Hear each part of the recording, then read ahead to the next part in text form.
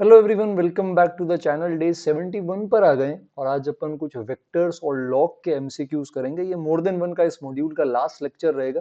उसके बाद अपन matrix match के कुछ क्वेश्चंस देखेंगे, है ना। तो फर्स्ट क्वेश्चन पर आ जाते हैं। तो ये इसके अंदर थोड़ा डिटर्मिनेंट का पार्ट है, एक क्वेश्चन लास्ट क्लास में रह गया था। तो इसमें कांस्टेंट, जब भी कांस्टेंट हम पूछते हैं तो वेरिएबल हटाना होता है, और उसको हटाने का तरीका क्या होता है, अपन एक्स को जीरो रख सकते हैं। मान लो एक्सपेंशन अगर अपन लिखने जा रहे हैं तो उसमें a naught a one x a two x square, मान लो ऐसा डिटर्मिनेंट है, तो कांस्टेंट टर्म ये वाला होगा। तो उसके लिए आप एक्स को जीरो कर सकते हैं। तो मान लो एफ एक्स का कांस्टेंट टर्म चाहिए, तो अपन एक्स को यहाँ जीरो रख देंगे, तो ये आ जाएगा वन की पावर ए वन की पावर बी वन, सारे वन वन वन आ जाएंगे। तो डिटर्मिनेंट ये वाला जीरो जा रहा है, तो एफ एक्स का कांस्टेंट टर्म जीरो हो जाएगा, है ना। अच्छा, यहाँ पर एफ डैश, यहाँ पर अच्छा सॉरी, ये रहा कांस्टेंट टर्म ऑफ एक्स। यहाँ कांस्टेंट टर्म नहीं पूछा है, यहाँ कोफिशिएंट ऑफ एक्स पूछा है। तो कोफिशिएंट ऑफ एक्स कैसे निकाल सकते हो? मान लो ये एक्सपेंशन है, तो ना इसका एक बार डिफरेंशिएशन कर दो। अब डिफरेंशिएशन करने के बाद अब अगर आप यहाँ पर x को जीरो रख दोगे तो ये सारे पार्ट जीरो हो जाएंगे और a1 बच जाएगा। तो यहाँ भी x जीरो कर सकते हैं, पर यहाँ डिफरेंशिएट करेंगे और फिर x को जीरो रख देंगे। तो इसका डिफरेंशिएशन कर लेते हैं। डिफरेंशिएशन कर लेते हैं, इसका एक बार में एक रो या एक कॉलम का ही होता है ना। तो इसका अपन ने डिफरेंशिएशन कर लिया, फिर इसका भी अपन ने डिफरेंशिएशन कर लिया।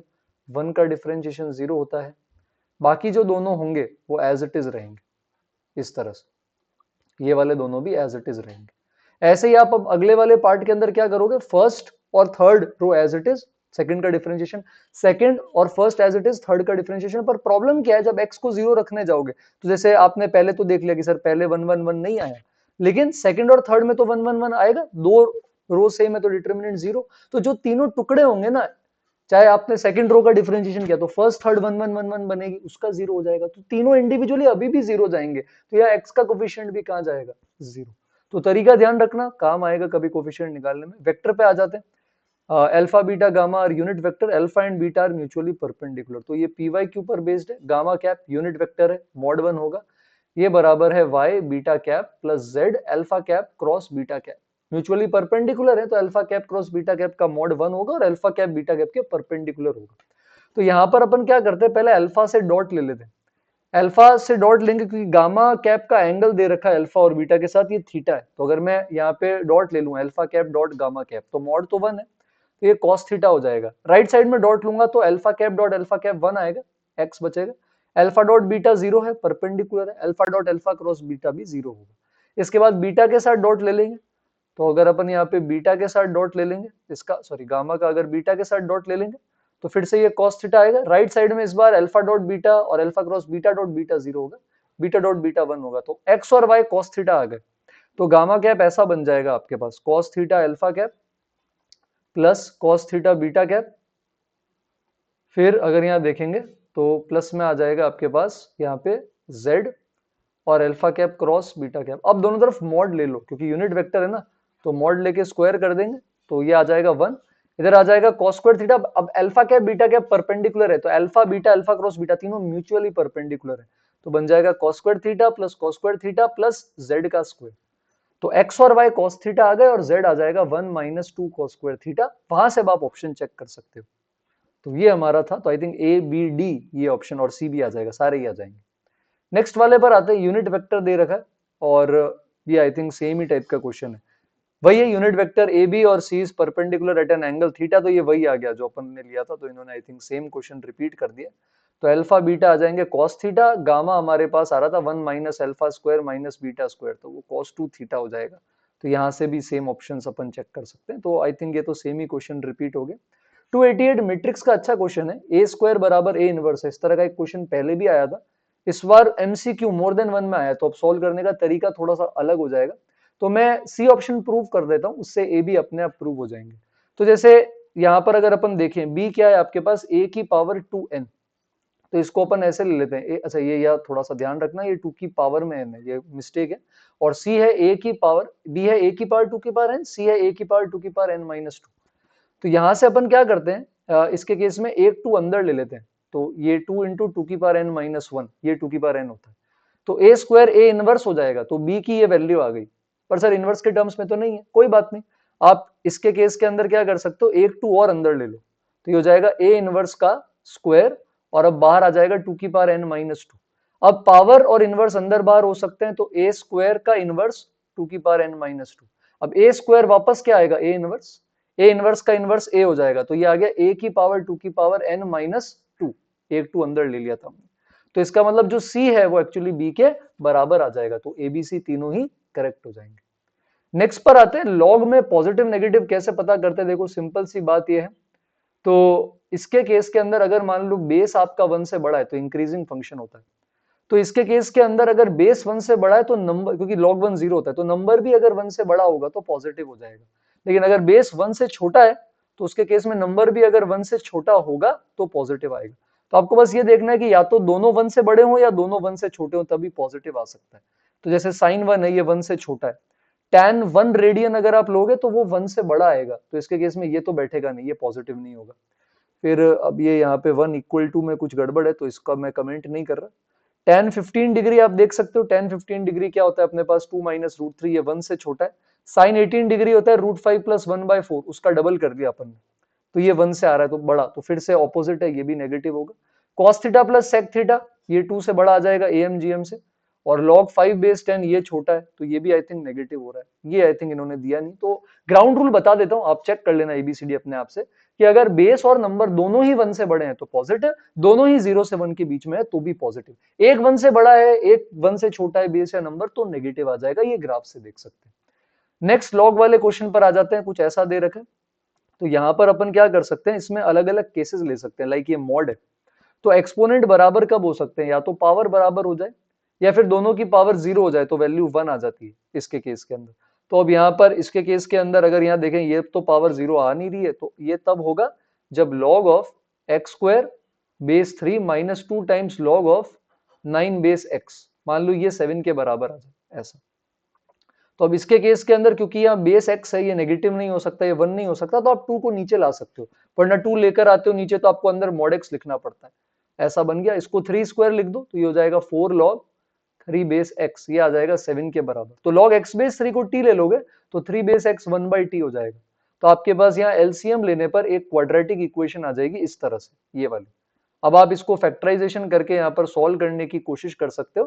तो t की 2 वैल्यूज आ जाएगी, t की आई थिंक एक वैल्यू आ जाएगी 4, और प्रोडक्ट ऑफ रूट्स -2 आ रहा है तो एक वैल्यू आ जाएगी -12, यानी कि log x बेस 3 जो आ रहा है अपने पास, इसके केस में एक तो 4 हो गया तो 81 आ जाएगा। 81 एक बार रख के चेक कर लेना कहीं नेगेटिव वगैरह नहीं हो जाए।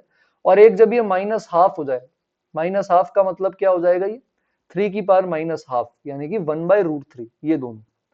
तो इसके केस के अंदर यहाँ पर प्रॉब्लम कहाँ होगी, मॉड में हो जाएगी।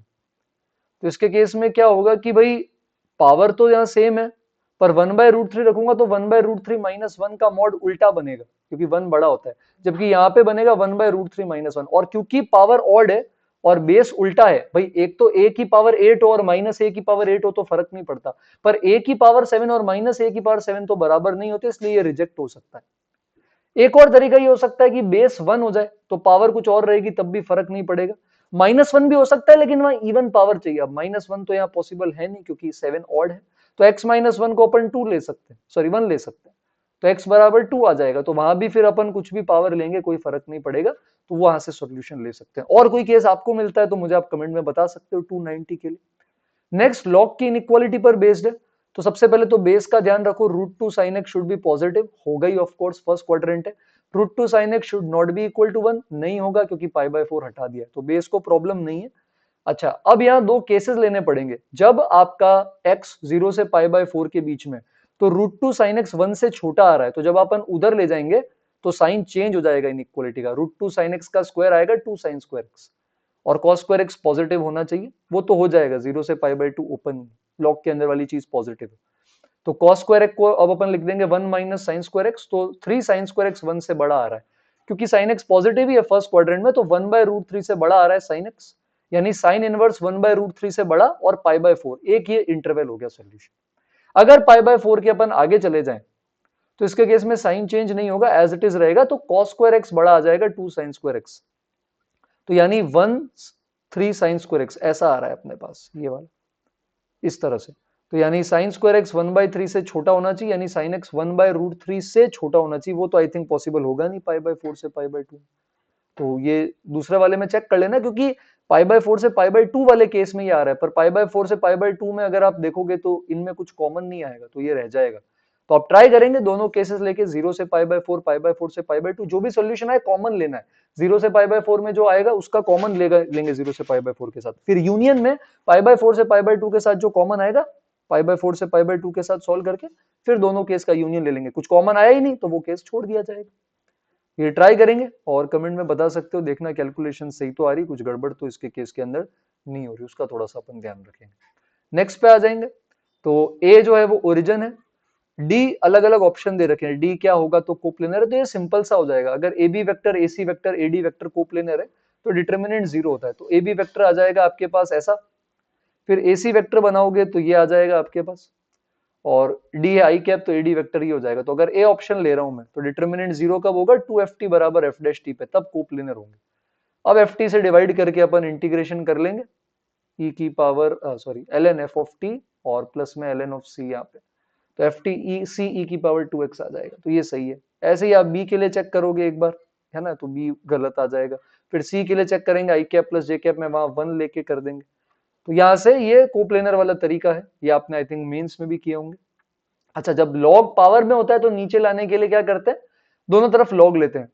अच्छा, ये x अलग है लॉग में, 7 अलग है, वरना पूरे पे ब्रैकेट लगता, तो दोनों तरफ लॉग ले लो बेस 10 में, तो log x बेस 10 बन जाएगा, और इनटू में यहाँ पर आ जाएगा log x base 10 plus 7 by 4, और इधर log ले लोगे तो log x base 10 plus 1, log 10 base 10 आएगा साथ में, log 10 बेस 10 1 होता है, तो log x बेस 10 को t ले लेंगे, तो t लेने पर और क्रॉस मल्टीप्लाई करने पर अपने पास यहाँ पर इसके केस के अंदर एक क्वाड्रेटिक एक्सप्रेशन आ जाएगा। तो t की दो वैल्यू आएगी यहाँ से, एक t आएगा 1, एक t आएगा -4, तो ये x निकालना है हमें, t तो निकालना नहीं, तो एक 10 की पावर 1, एक 10 की पावर -4 आ जाएगा। तो अगेन स्ट्रेट फॉरवर्ड था। लास्ट एमसीक्यू पर आते हैं इस मॉड्यूल के।